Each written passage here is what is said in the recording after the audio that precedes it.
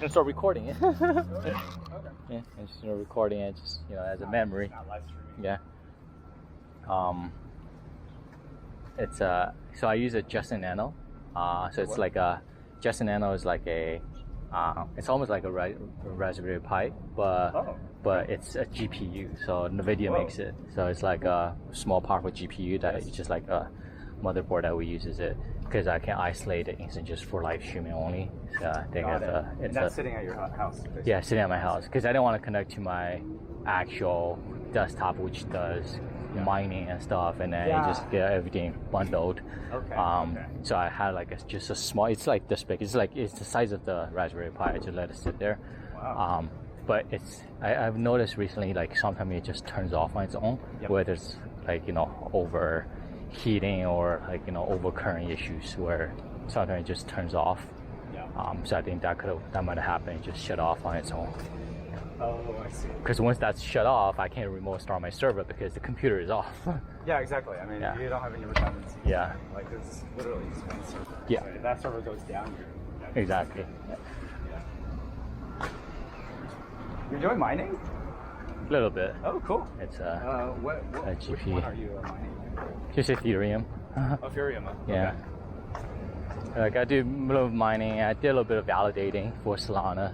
So I spin up like a validator. Interesting. And I knew when Ethereum moved to like 2.0, so I might do a validator node too. So because you need to like pretty much next year when it kind of migrate to proof of works rather than proof of stake rather than proof of work, it's no longer mining. So it's all the only way that you make money from a miner perspective is just you become a validator rather than a miner. So for a lot of other proof of what? So proof of work is what Bitcoin and Ethereum works, right? So that's what the mining is, like security. Yes. They're moving to proof of stake. With that, so you're pretty much just staking. So what that effectively means at the very high level is there's no more kind of mining anymore. Yes. So you're not using your GPU power to solve math problems to secure the blockchain. The blockchain is secure by you putting down the Ethereum, the coins that you own. Yes. To say, hey, I own this coin, and then people vote on it, like vote on what's the actual ledger content. Right, ownership. Yeah. If you and you're economically you're disincentivized to lie about it because if you're wrong, you lose the Ethereum that you stake against it. Oh, that's interesting. Okay. So it's a game theory problem. Yeah. So it's much more efficient. Yeah. So because at that point, people are not incentivized to lie about it, and then the more validators that have, so the less likely that the bad player is gonna gain an edge over. Be like, hey, let's change the history. So a lot of coins are already kind of doing that. Solana is already doing that a little bit, proof of stake. So I run a validator for Solana. So pretty much the computer, unless like if I don't do anything with it, like it's always gonna try to validate like, hey, what's the truth? Like here's the last block, and then I know what it is. The next one, I'm gonna always tell the truth, right? By default, computers should always tell the truth. It's only when there's malicious players gonna come into play. Yeah, but then when you get in the system, unless you get 51% attack, that's what we're talking about. Right? But if the ecosystem is large enough, you need billions of dollars. Yeah, exactly. Right. So Ethereum is moving towards proof of stake, which there's next year. So there's no more mining anymore. There's no more use GPU. So you will need to just stake your Ethereum, like whatever Ethereum you have, and as almost your token chips, like, hey, I'm gonna put 32 Ethereum to say, hey, here's my reputation at risk, that this is the history of the blockchain, and everyone votes. And if anyone kind of diverges and then turn out to be wrong, they're gonna lose, the Ethereum that they stake against their voting. Got it. So you kind of voting is almost like betting, and then everything. If you voted wrong, then you can lose the money that you put up with it. So I guess how is the truth determined then? Majority votes. Majority votes? Yes. The truth is determined by the majority votes. And so that's why, the biggest fear is that if there's a 51% attack, right? If someone gains 51% hashing power and then just want to kind of create their own truth and change the history and what happens. And then, a lot of researcher mathematicians done the math, to to do that, how much hashing power you need, and you know, to what degree would that gain you. Like I think also there's another deeper level understanding of it. Like by changing that history, you're effectively, obviously the incentive is like, I want to say, hey, maybe like, you know, this transaction didn't happen, that I say it happened, like change the rewriting the history on the blockchain. But if you're to do that, it's cost you billions of dollars to do that. But once that's done, then you own the whole thing.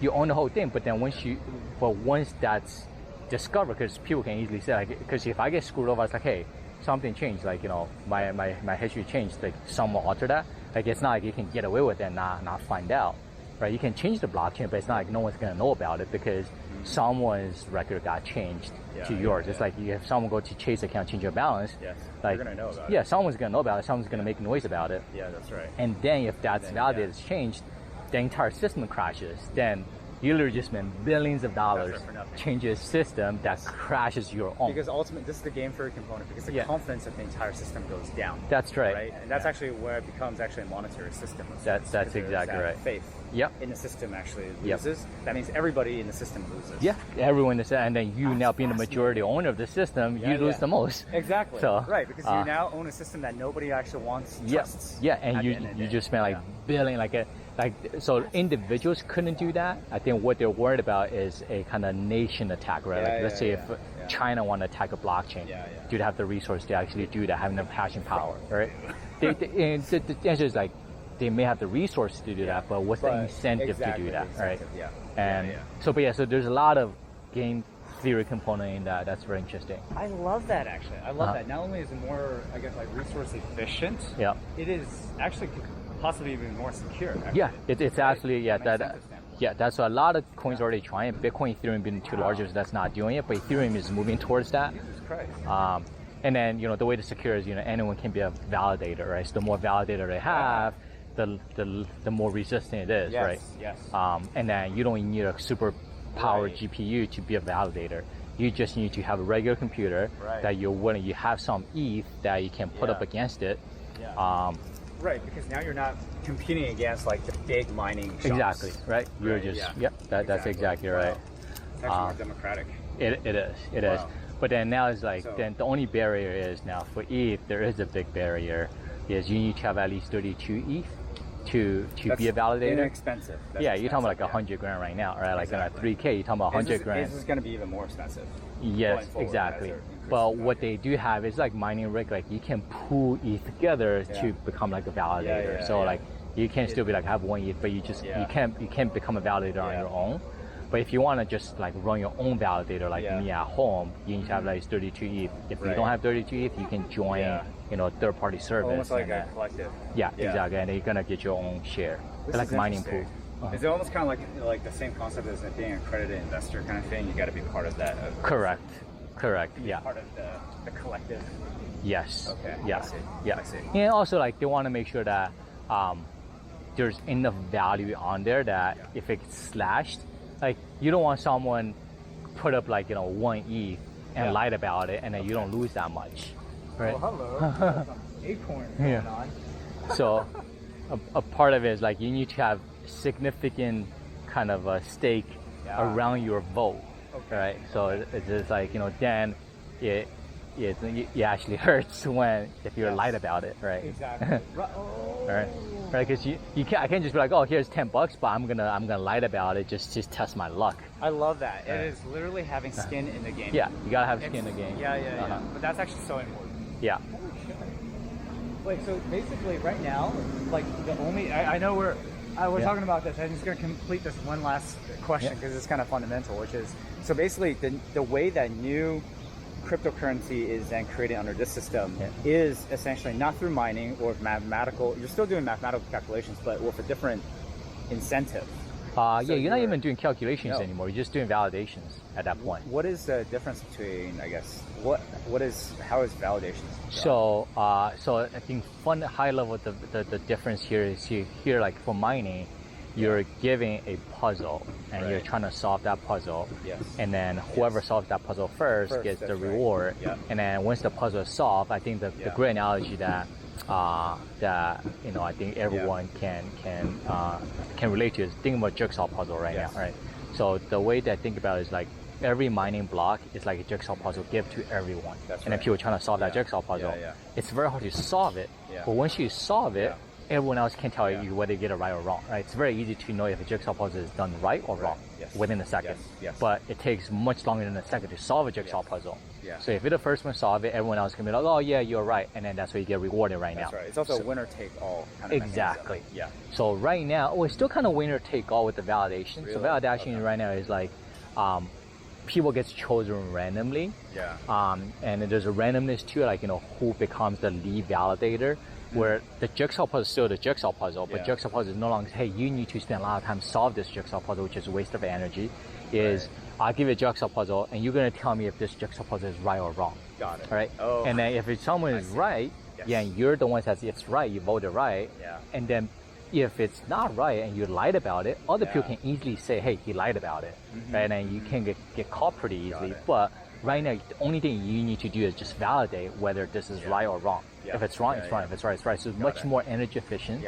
And everybody gets more confident.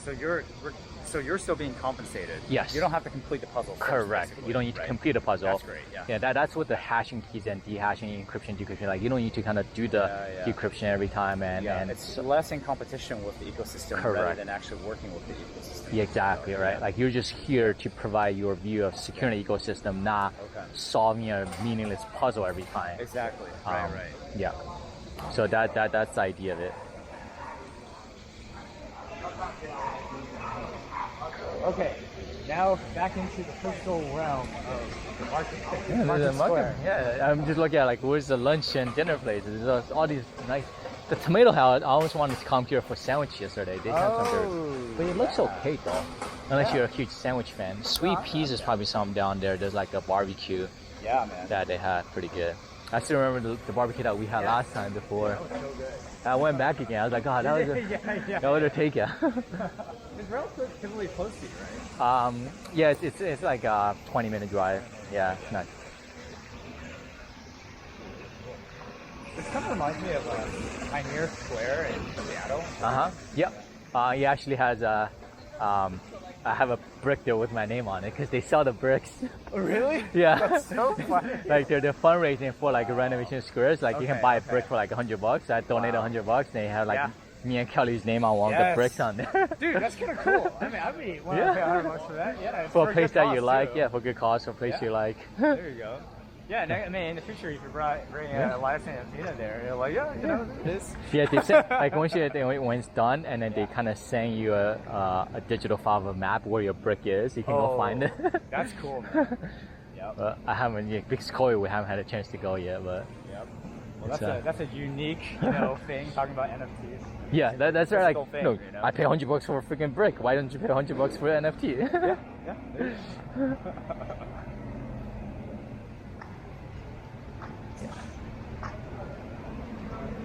Yes, this is the place where you come. Yeah, it's literally all restaurants. Yeah, it's all restaurants. Yeah. Did you walk through here last time? No, I just ran around there because I figured we'd come here today. Yeah, we would. Yeah. What time is it? It's 11 o'clock. Right? So things are still like quiet.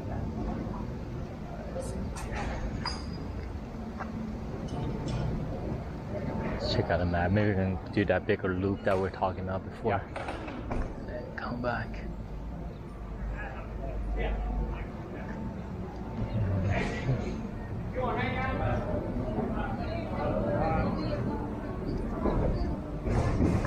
Wednesday, Saturday, so we missed that. Yeah, there. Yeah. So here, I think the arts district over there, up there. Oh yeah, we can go maybe check it out. And then we can go Old City. If you don't mind, let's walk to Old City and then go down this way. Yeah, basically this way up and then go through there. Yeah, let's check it out. Park. Yeah. Cool. Old City is where that building that I'm gonna go. Okay. I think they're just to redevelop that section of it.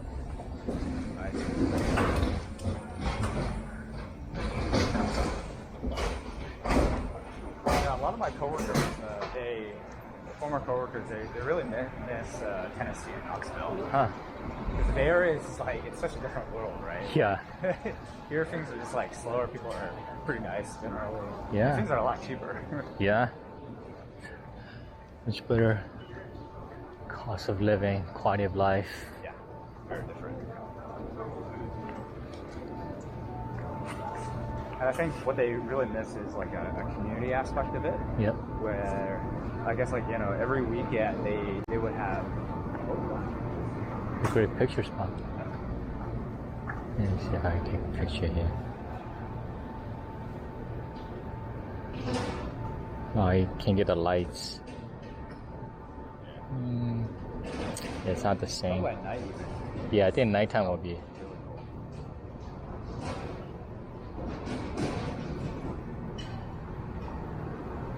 Yeah, I think nighttime will look better.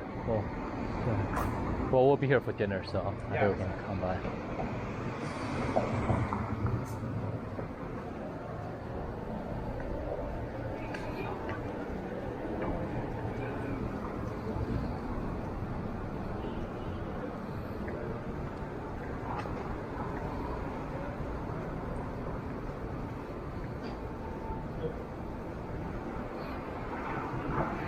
Actually,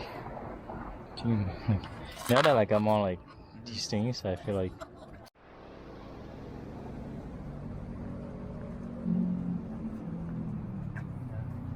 I think the first one looks but like the up there, like the facade is not exactly fully fixed yet. That's right. I think they should have some grants to have the building, the developer fix the facade. It would be very nice. All floor is occupied. Yeah. They should repoint the facade. The facade got a lot of potential.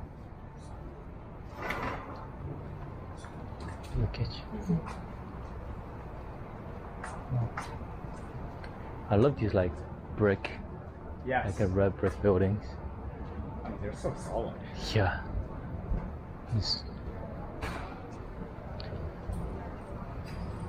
The Oak City, Jackson Avenue lot. Lots for sale. It's dirt cheap.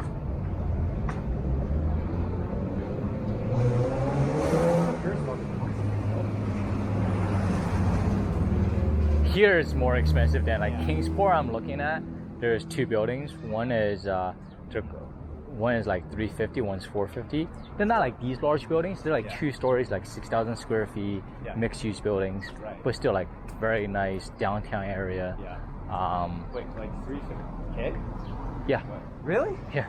Well, but then you do have to do a little bit of work. Of course. It's not like turnkey, but it's great location. Yeah, exactly. Relative to a town. The town's like about 50,000 people, right? So it's not a big town like Knoxville. Yep. You would be using it primarily as a warehouse.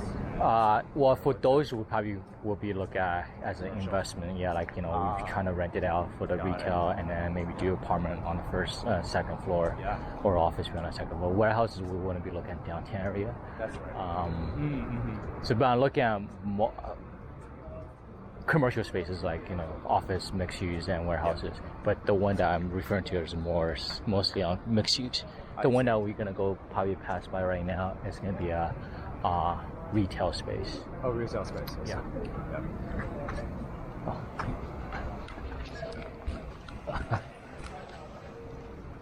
I love these stairs. Like if I ever get a chance to like the large window with these like that's very stairs, looks very cool. Yeah. In the old brick building. Very solid. This does feel like the old Sacramento, like under the bridge, like these. Yeah, I mean, this is just really nice. Just the fact that they showcase this. Wow. This is like a studio or something? Yeah, I think it's an art studio almost. Wow. Yeah. Because it's like Tiny Art by Kelly Hyder, Yeah, it's really cool. And the fact that they put in effort to display this.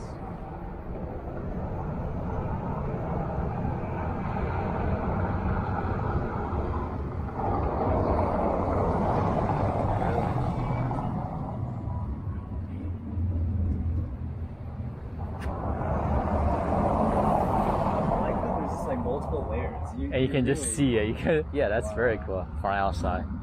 Like, and like you're in the inside, you don't even notice, or I just feel like, yeah, I think that's like it's a different kind of dojo.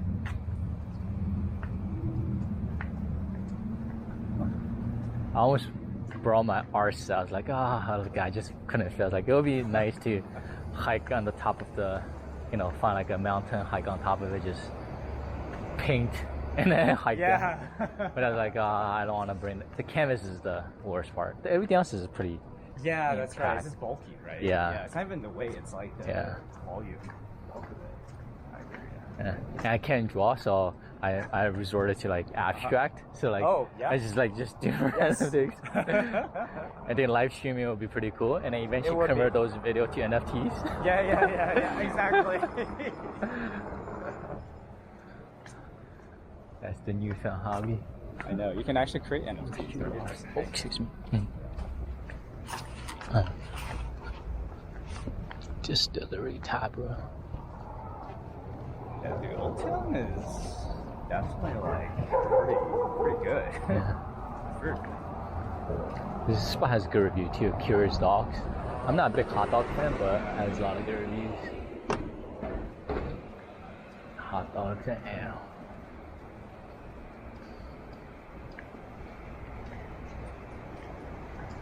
Ooh.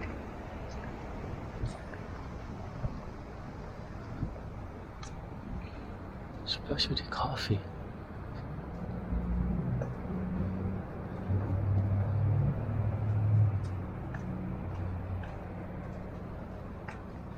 This is like Hipsterville. Yeah. It's like Hipsterville of Knoxville. and the market.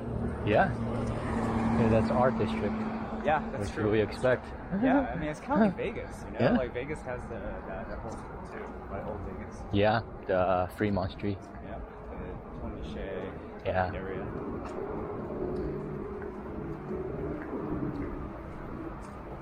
But that's really cool. I feel like same thing with Denver, right? Denver. Has the whole art system, the Rhino and stuff like that. Yeah. It's all old warehouse buildings. There's an urban revival. Component to it. Yeah. And next to the Red Rock Amphitheater too. They're reviving the entire district. Denver's doing really well now. Salt Lake City is kind of picking up, but I think piggyback off Denver too. Okay, yeah. There's like a Chinese supermarket and like the Tiger Boba Tea Sugar there. And I was like, what? Wow. Like, they know. Yeah. They know. Like, wow. That's what we know. Yeah, that's why we have like a reputable boba tea shop there.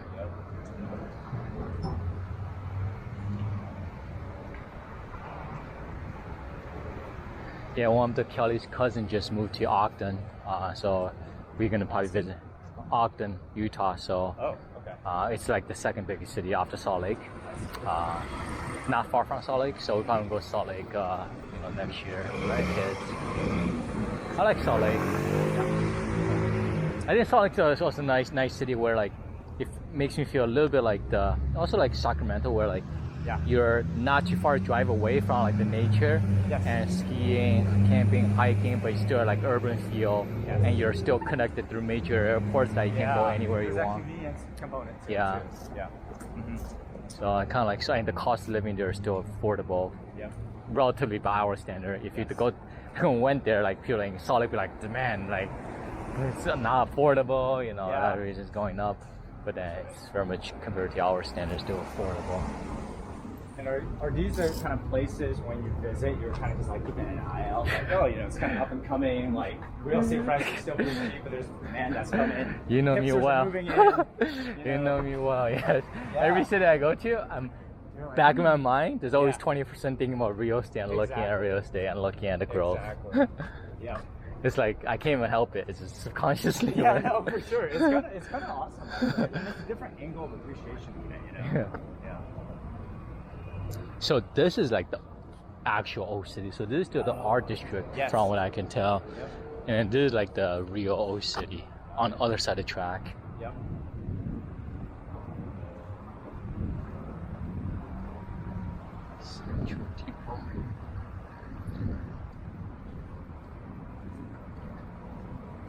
Well, I think just like taking a step back about these different perspectives, right? I feel like your perspective actually makes you go into areas in which other people don't often. Yeah, I or love to just breathe explore. through. Yeah. You know? You're actually checking it out in kind of detail. And there's like, it's kind of the reason why I go into nature often. Yeah. There's just so many aspects that I see that I pick up. I'm like, wow. You get to It's like- appreciate it. Other people just take it for granted. Like it's Yeah. there. You go just, there, like, you notice scroll little through and things. that's Yeah. great. Yeah. It's great. And that's why I love doing this with you. Like I think going to nature, really understand Yeah. and kind of take a step back from like all the, the bustle of the world. Yep. Because we grew up in like large cities and We do. just, it's Exactly. you gotta take a step back. Rail salvage, interesting. Yeah. Let me just take a quick look over. Yeah, so That way. this true.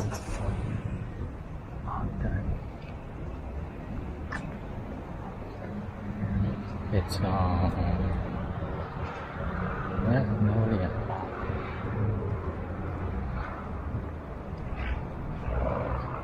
Some new buildings like luxury residence.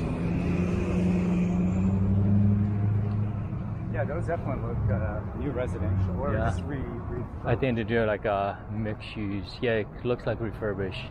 It's not, but turn into these like loft style residential buildings. You don't mind? I'm Well, gonna. that's kind of like the first indication, right? If we, Yeah. and then things get built around it. Yeah.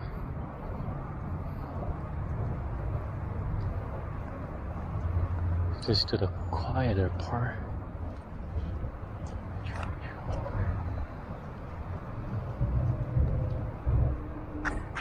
Have you seen my soft noodles? Last seen at Old City, soft noodles glistening from fish oil. That's really clever. Like, I don't understand, but is it like do It's you like a like code word for like. get my noodles? Like, buy noodles from me? That's actually really funny. It's like drug deals in code. Yeah, exactly. All this. Noodles. Comes with fish oil, peanut butter sauce. Wow.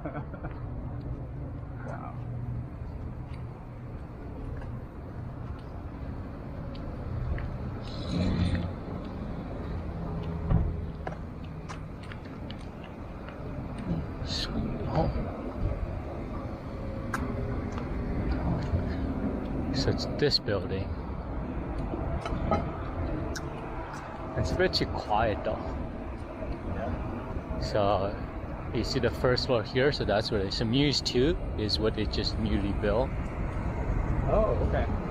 So it's this guy. So this is what you're talking about? Yeah, Oh, the first floor. yeah.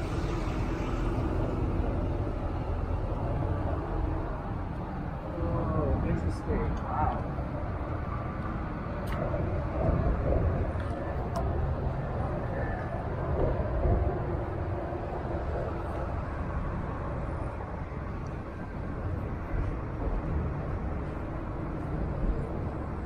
Yeah, pretty bare. Yeah, it could be finished by developer or Yeah. so it's not level in there. They're asking it be on the higher end though.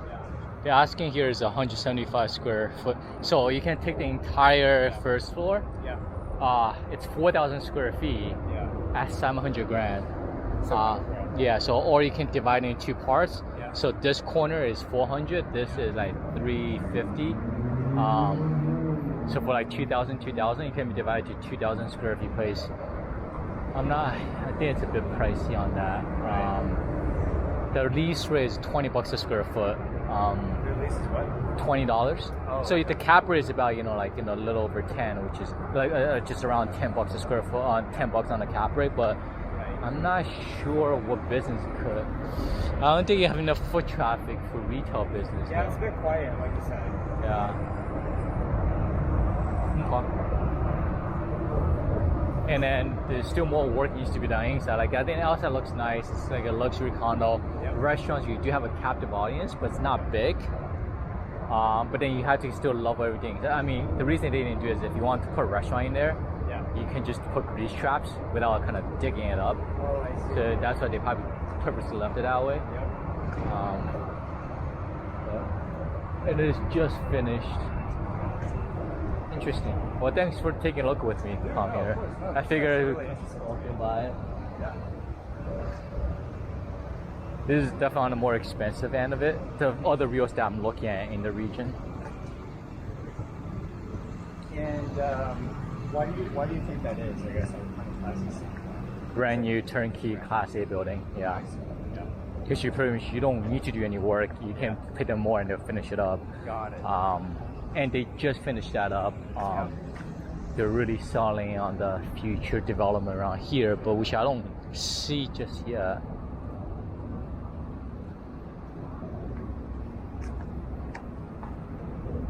You're probably trying to captive audience between that building and this building. That's right. Yep. And it's from a convenience standpoint. Yeah. You just want to walk down the street. Yeah, and arguably like whoever the residents, the income level here is above average in the surrounding area. Yeah.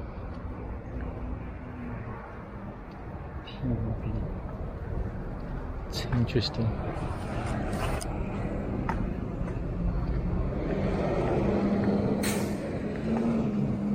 I mean, proximity-wise, it is definitely close enough to the arts downtown. district. Yeah.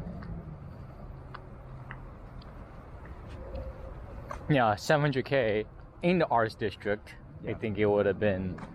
I would seriously consider pulling the trigger, but definitely. Yeah. The train tracks makes a big difference. Usually, when there's a kind of segregated by the highway, a train track or river, it actually becomes much harder to merge the two sections. I see. That makes sense, right? Because you can't actually develop across that. Yeah. That makes sense.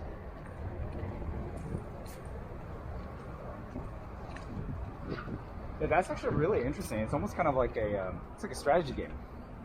Yeah. You know, it's almost kind of like, where do you want to settle first? You know, where's your first city? That's right. Hey, we got some ocean on this side. We got some mountains here. Can we mine for resources here?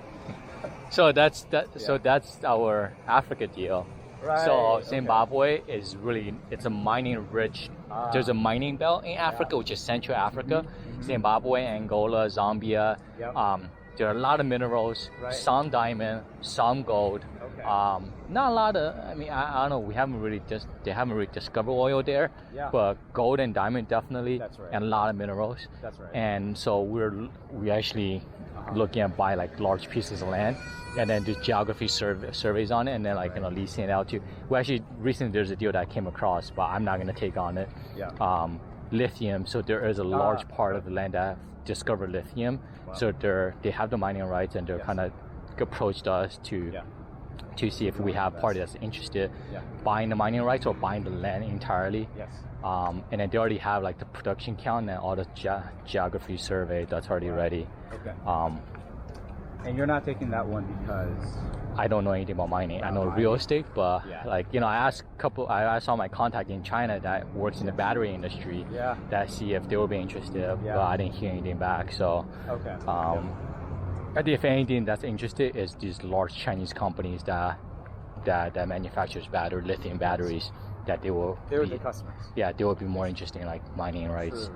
And it's still fairly cheap too. Like I think the land, we're buying 150 hectare acre of land for like 350 grand USD, right? Okay. So the land there is very cheap. The current deal that we're doing right now is it's like this kind of development, like a luxury residential development in Victoria Falls, which is like one of the 7 natural wonders. Yeah. And so they're a large development. We bought like a luxury condo unit in there for 250 grand. Okay. Then a hotel there regularly goes for like $500 a night, so we bought just do an Airbnb. Yeah.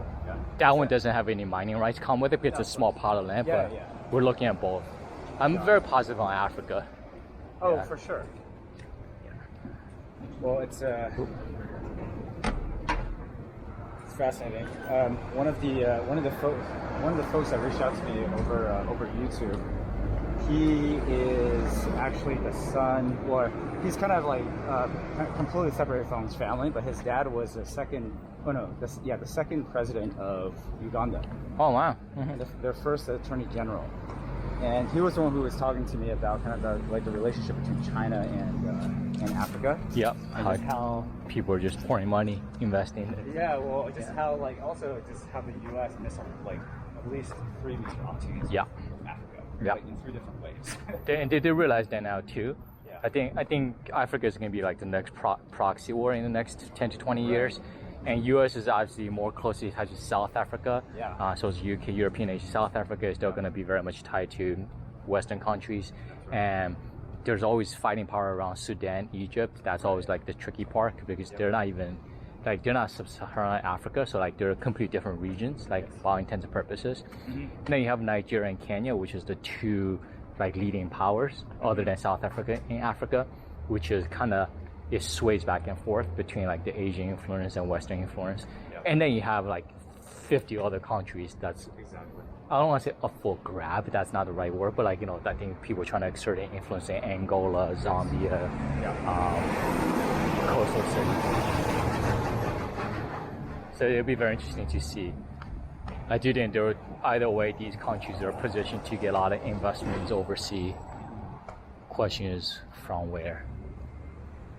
I was like, yeah, just take my small checks too while you guys are at.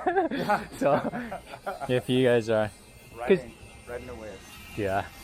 Well, African, like if you look at the continent right now, over 60% of Africans are under age of 25.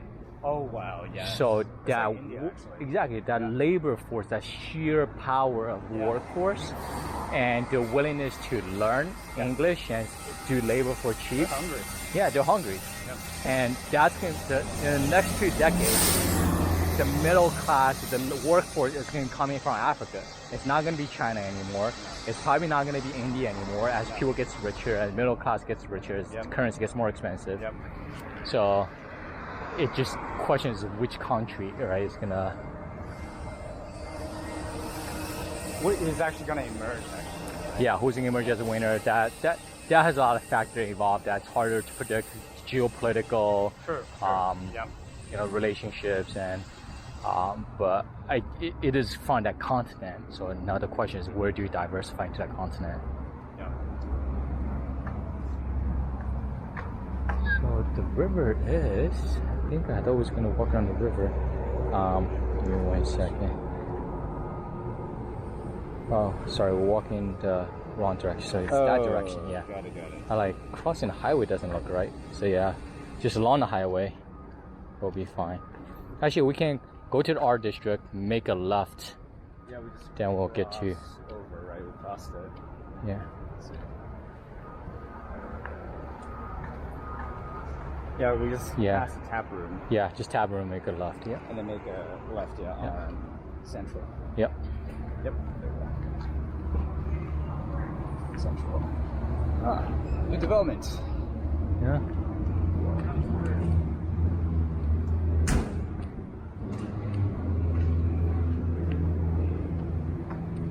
It's kind of interesting to see that on the edges of the house district too. They're developing, renovations and stuff. Usually they're gonna push to the highway, and that's where it stops. Yeah, it stops. Yeah, exactly. To your point of railroad and highway, they're almost like natural boundaries for development, right? Yeah. And then it's like, are you on the right side of the highway or not? That's exactly right. Yeah,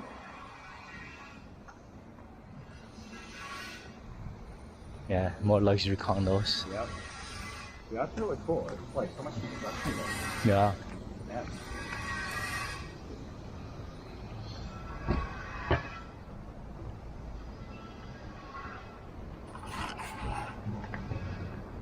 And I think a lot of I guess like life is just expanding your perspectives. Yep. It's almost kind of like, you know, just during this one walk, I am now going to just automatically like look at different aspects. Like, oh, where's construction happening? Yeah. Right. Like I'm gonna look up a little bit more rather than just like the ground level. Yeah. Sorry, I just very fascinated about this piece. Wow. Because I love Jackson Pollock's one of my favorite painter, okay. and then you know when I do abstract, there's a little bit of influence on it, but I like kind of see who does that. That's an interesting piece. And like I think he's painting right now.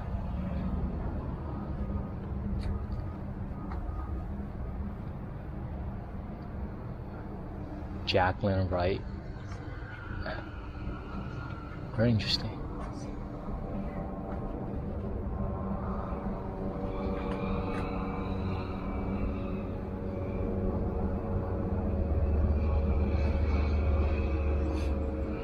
I was like seeing what the libraries of artists are. Like he's got a bunch of books in front. I'm just like, oh, this is what you're introduced. Marilyn Monroe,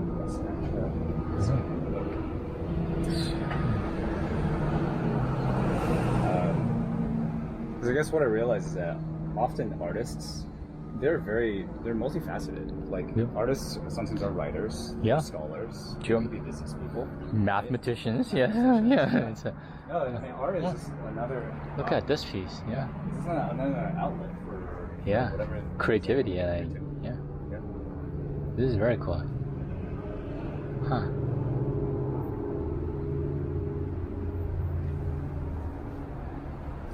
Butterfly. Very interesting.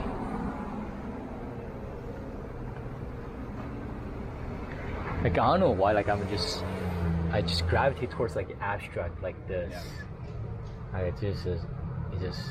It makes me feel good. I don't know what. Just looking at it just makes me feel good.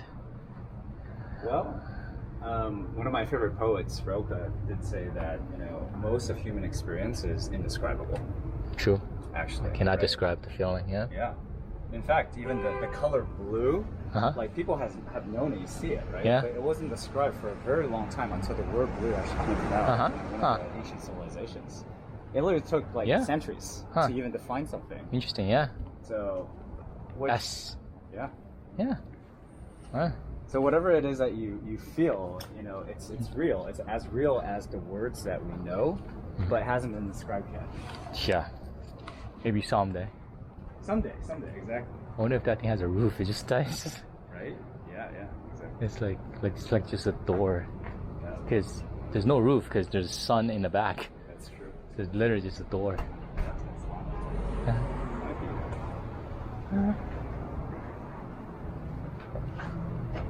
Get a little interesting.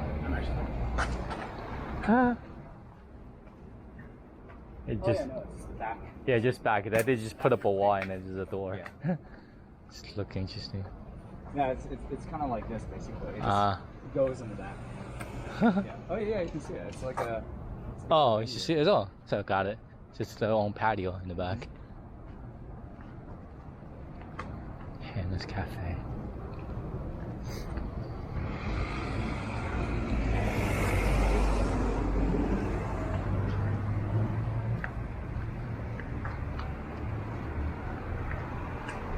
So I think in a lot of ways, like poets and philosophers, they literally, and scientists too, right? I think they dedicate their entire lives to actually trying to assign words to the things that most of us actually feel. Yeah, like they wanna, to convey the idea into some form of written communication. So that's interesting, yeah. I mean, even the written word is like a very recent invention in human history, right? Like oral. So before you used to be art or some sort of carving or whatever. Pictorial. There's pictorial, and then there's oral, and then there's written. Yeah. Right, and then before then, it was like feeling. Yeah. Now, what's next? I think if you think about if you kind of take a step back, extrapolate from the timeline, what's after written? Like it probably doesn't stop at the writing language, right? So there's the next dimension. Is it about mind extractions, which is feasible? And there are definitely companies that's working on it. True. Right? Yeah. Like mind reading, mind extractions. That would be interesting. I mean, that would make communication really efficient, right? Very. Because so much of it is actually literally lost in translation. Yeah. Because when we're talking, even now, you're trying to convey meaning into symbols and language that you're encoding to me, and then I'm decoding into my own brain into meaning and understanding. And then I'm repeating it to you to confirm that, validating again that this is what you actually mean. Yeah. It's actually a very inefficient kind of back and forth in a lot of ways. The feedback Things loop. get lost, signal versus noise again, right? There's a lot of noise in that mode of communication too. Yeah. and then it dissipates. It's a very point in time and kind of event. Then like yeah. And the other thing is that it is so dependent on the storytelling ability sometimes of the person, right? So if you're not actually patient, especially in today's like noise-filled world, if you're not actually skilled and gifted in that communication, you actually are at a disadvantage. And even if you have something very meaningful to say, that signal will be lost. True. Unfortunately. That is very true. Let's see. Should we can keep going to the river, or we can kind of go down that street. I think we're gonna turn. Yeah, let's go down that street. Just following along. Can we cross? I don't see it. Maybe there. No, I think that's no crosswalk. Huh? Yeah. I guess we just turn whenever it's green on you. I think that's gonna turn green soon. Okay. Once the turning light, so we're probably gonna go down that way. Yep.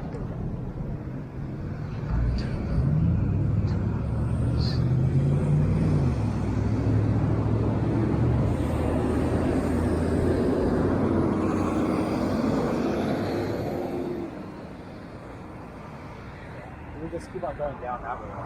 Well, we can go down this block, or we can go down this block if you want. Oh yeah, sure, yeah. Let's So do I that. think There's a whole bunch of stores and stuff there. So yeah. we go down to the river That's true. and make the round. So it's up there.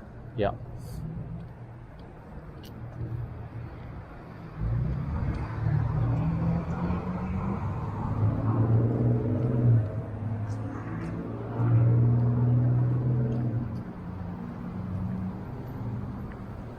That's part of me.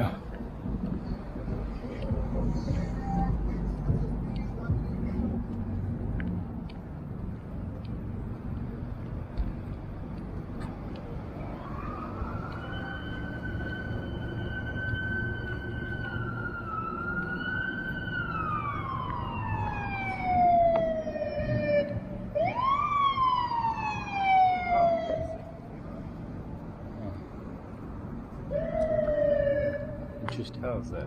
Yeah. Hobo. Yeah.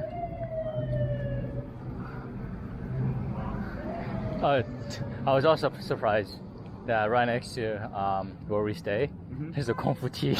There's a what? Kung Fu tea. It's a bubble tea place. What? Like so random. Oh my god. Yeah, Dude, it's like a chain. Go. Yeah. I have to get boba in Knoxville. Yeah, it's What literally.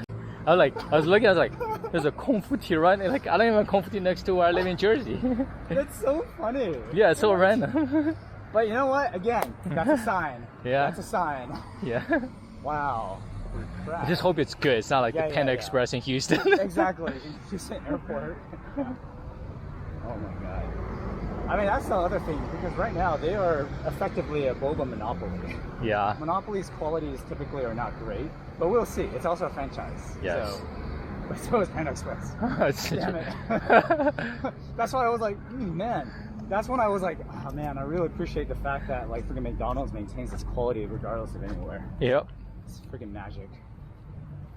That's a tough up our franchise. Yeah, man. The quality control.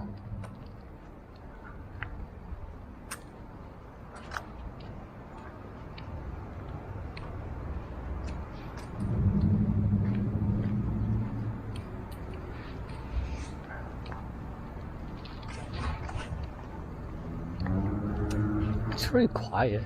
It is very quiet, huh? Yeah. It's like a sleeping town. But then our perspective is skewed from coming from like SF in New York. I mean, New York is definitely level. San Francisco is like, you know, you still need to get reservations like 2 weeks in advance now. Yeah. Like, the pandemic is like nowhere to be seen. It's kind of nuts. It's Oh yeah, we're going down here, right? Yeah, going down there. Yeah, that's a good choice. Follow the American flags. Yeah, follow the American flags. Let's pop it.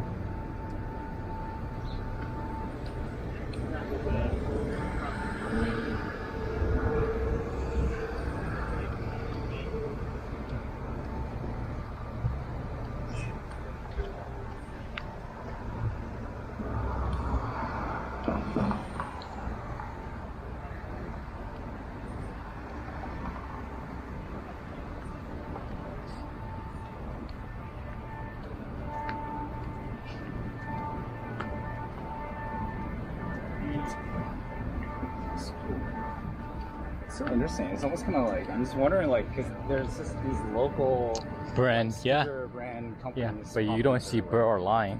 No, yeah. Yeah. I noticed it yesterday too. I was like, huh. Must be a regulatory thing. Yeah. Because Burr or Lion would love to just like expand anywhere. They have the money for it, right? Yeah. But that's local competition. That's already just like 2 brands. That's right.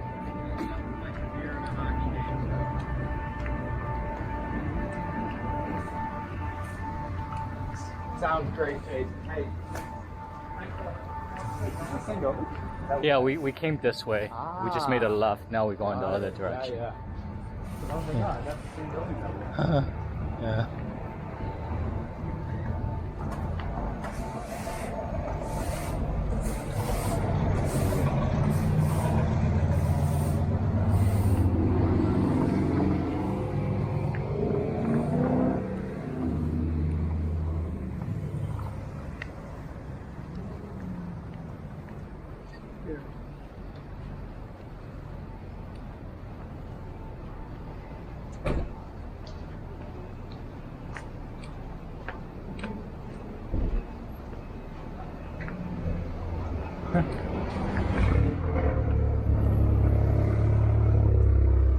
Is Olivia watching the dog?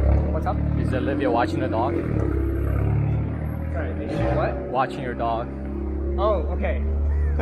So.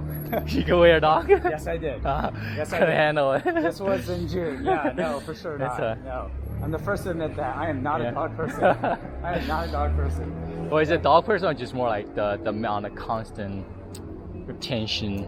It's more like the dog lifestyle, or it's a lot. It's actually a bit of everything. In the words of Brian, my roommate, he was like, "Yeah, man, you jumped into expert mode. You did. Like, a lot of commitment. Puppy, not even a dog person. That's getting an Australian Shepherd. Yeah, that's true. What? That is very true. What? Yeah. We should start with like a easier, trainable, housebroken dog. Yeah. Exactly. I mean, I'm very glad I stuck had experience. Through it. Yeah, had experience. That's for sure. No, this was in June, about a month after I had moved to San Francisco, and Kazi was very sad actually, just kind of like, you know, on the couch for the most part, because it's not like a South Bay. Yeah. South Bay we could just like go out. There's like a lot of places to run and stuff. So I felt super bad, and then I started looking for a home, like not in a hurry at all, because I ultimately I wanted to find a good home for him. Yeah. And my criteria were like, you know, it's got to have the backyard. Yeah. It's got to have another dog. Yeah. And the owner has to have enough of, you know, time, essentially, a true dog lover. Yep. You know, like, and I was gonna take as long as it took to find those criteria. But luckily, no, it was really it was very fast actually. It was like 3 weeks. During pandemic, there's a shortage of dogs. There is, yeah. Everyone was. So we found a retiree in Santa Clara. That's great. And he's got another Australian Shepherd. Oh, that's he's perfect. Got a backyard. That's great. Yeah, too. No, all the Boston tracks. Yeah. He took Aussie for like a week trial. Yeah. He got along with the other Aussie like super well. They're like brothers. And that was. It's great. That was what I. It's better for the. It's better. It's for the better for him. Well, that's actually what I called a graceful separation. Yeah. Where when in a breakup, you actually it works out for all three parties. Yeah. Actually, for the dog, for the owner, for me as well. Which I can't say for a lot of my previous, like, you know, human relationships, right?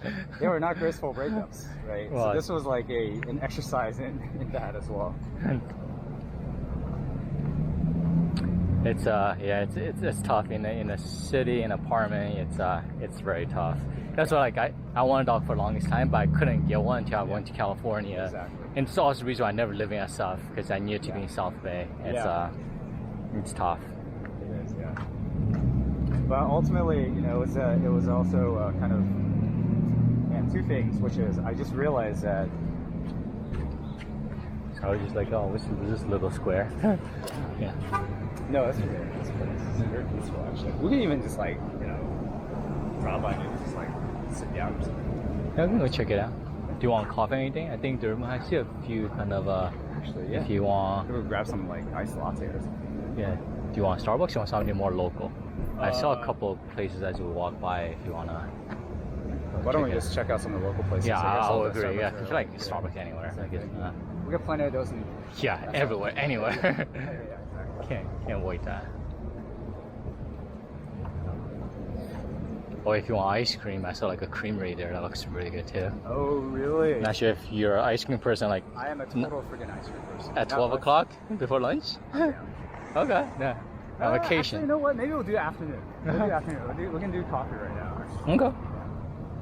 I'm down for anything, and everything. Yeah.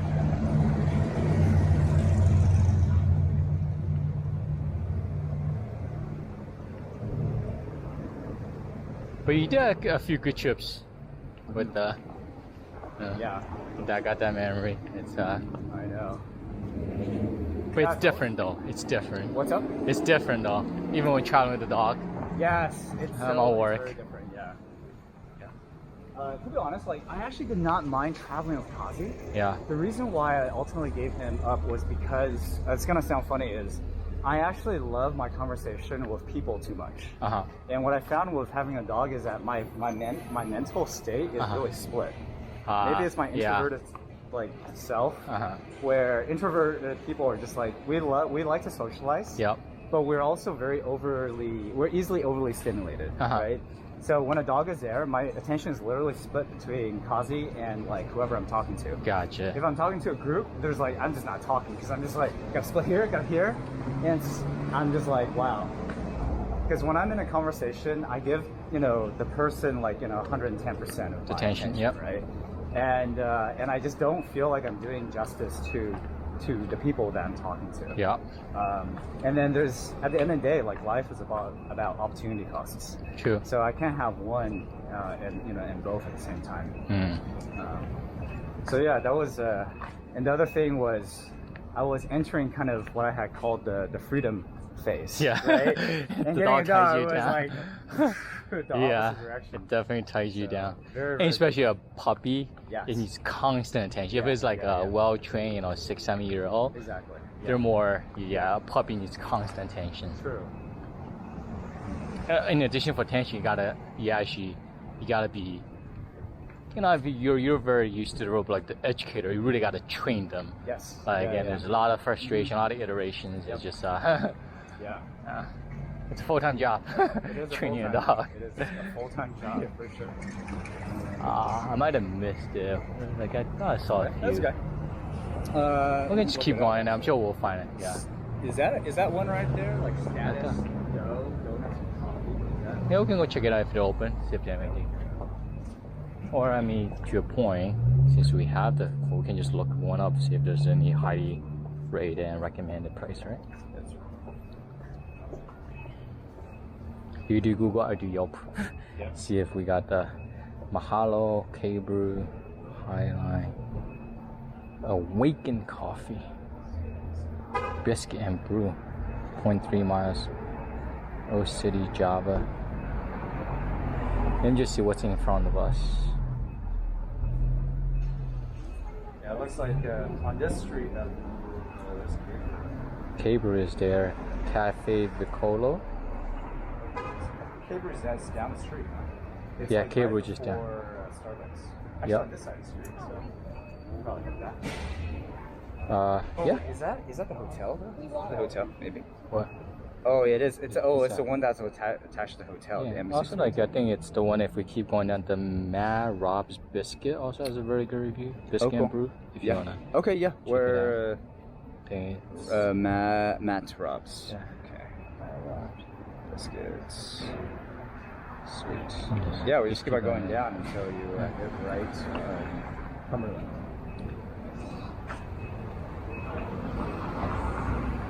I gotta say, this is a really comfortable temperature.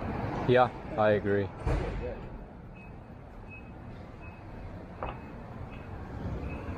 And I don't feel dry. Like by now, I would just be like freaking chugging water like crazy. I am getting a bit thirsty, but Yeah, yes.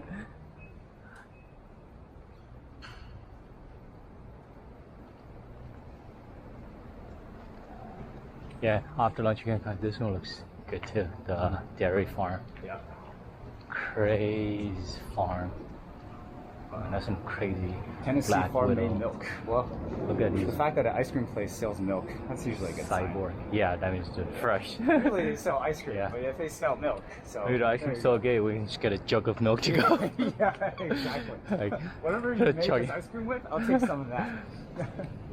I mean, that's when you know there's demand for it, and it's like, okay, we'll just sell the milk too.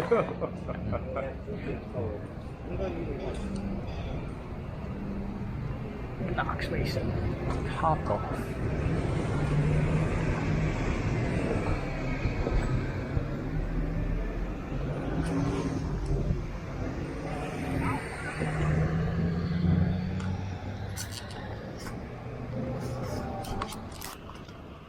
Yeah, Kazu was an excellent dog. If I were a dog lover, he would be like a near perfect dog. Because he was super obedient, like really, really well behaved. Yeah, Australian Shepherds, Yeah. anyone that, spend time with them long term, so you usually have great things to say about. We thought about Australian Shepherd too, like either Aussie or like a mini Aussie. Yes. Yeah. I just like, knowing how much work goes into it, we just said Yes. with 2 kids, we just couldn't. When it wouldn't be for the dogs or for the kids. Exactly. Oh, for sure. Yeah. But Elias like start interacting more and more with dogs now. Oh, really? With Bagel Okay. and Toto, so Yeah. it's good to have expose them to animals too. I feel like Early, when they're yeah.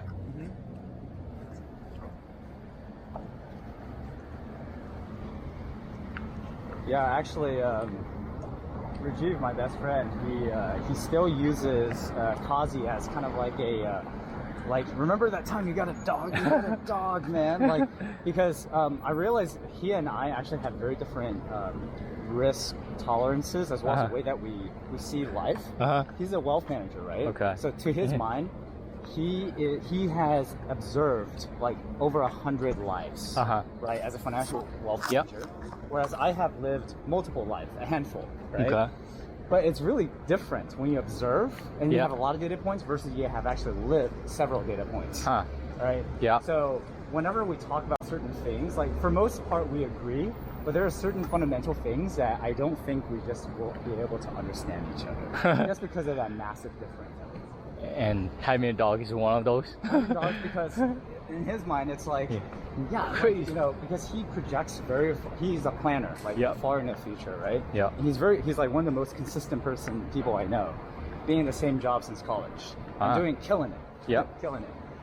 Whereas I've just fluctuated like countries, careers, like, everything. Life, right? yeah. Life, relationships. So, to me, I was like, yeah, but like, yes, I wouldn't even consider that necessarily as a mistake so much as a learning thing, Yep. right? Because for me, that actually was, okay, now I know for sure I'm not a dog person. Number 2, it actually made me, oh, that's very sad. Oh yeah. Um, Where did it even come from? There's no trees around here. I thought it falls off the tree.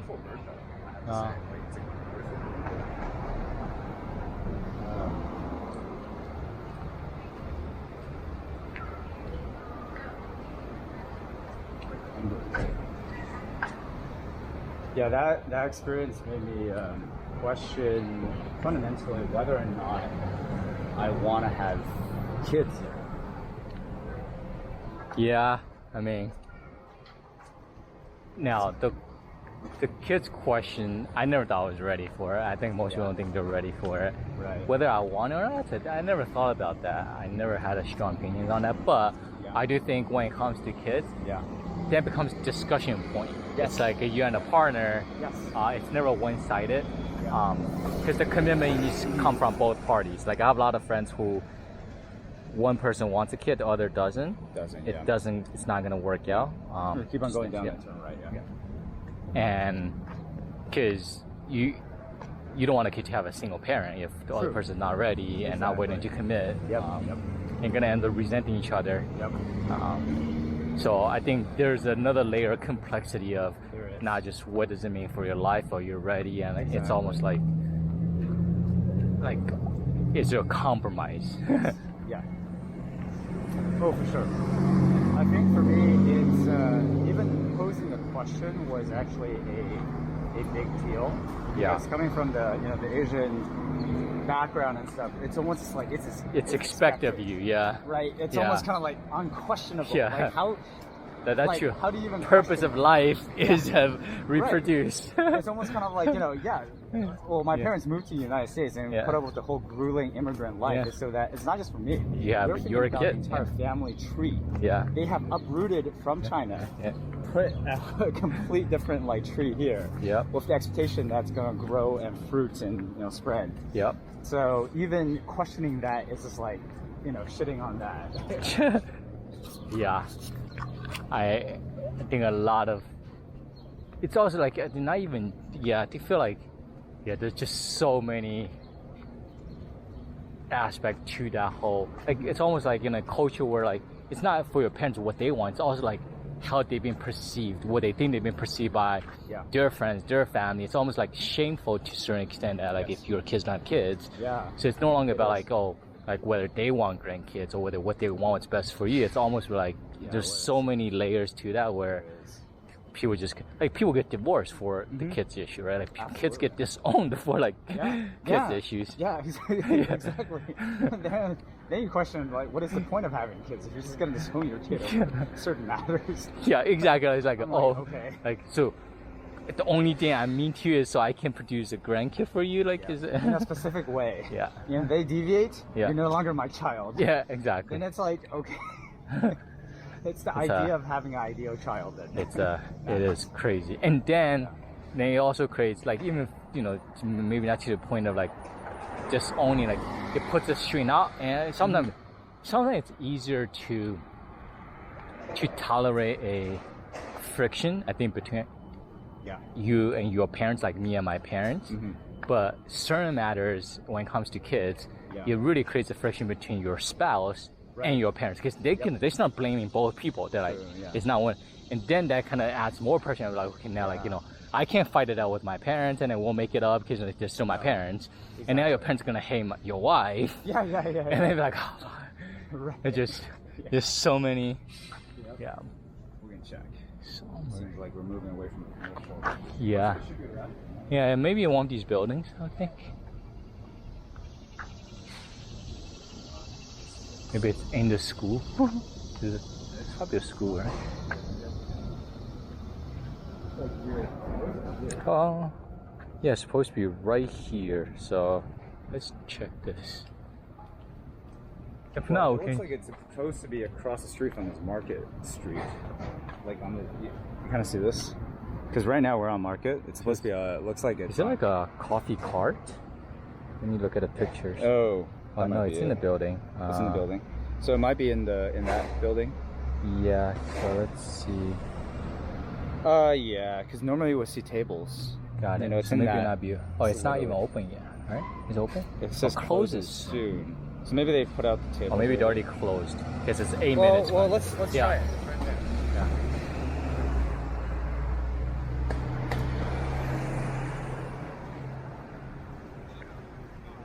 Oh, this is kind of cool. Oh, it's interesting. Isn't that? It's a square machine. Yeah, this is it. You get some stuff from my apartment. I don't have anything like that. Yep. So just open. Good. It's still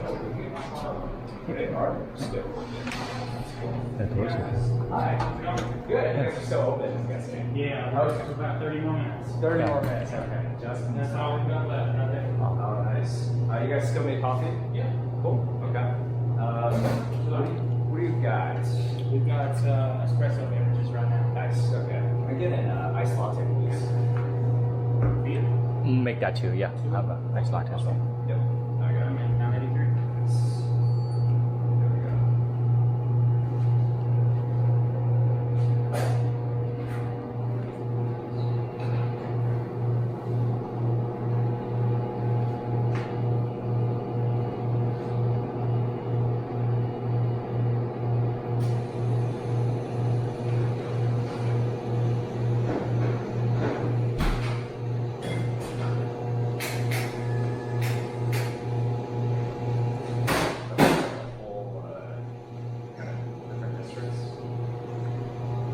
Oh yeah, it's pretty cool.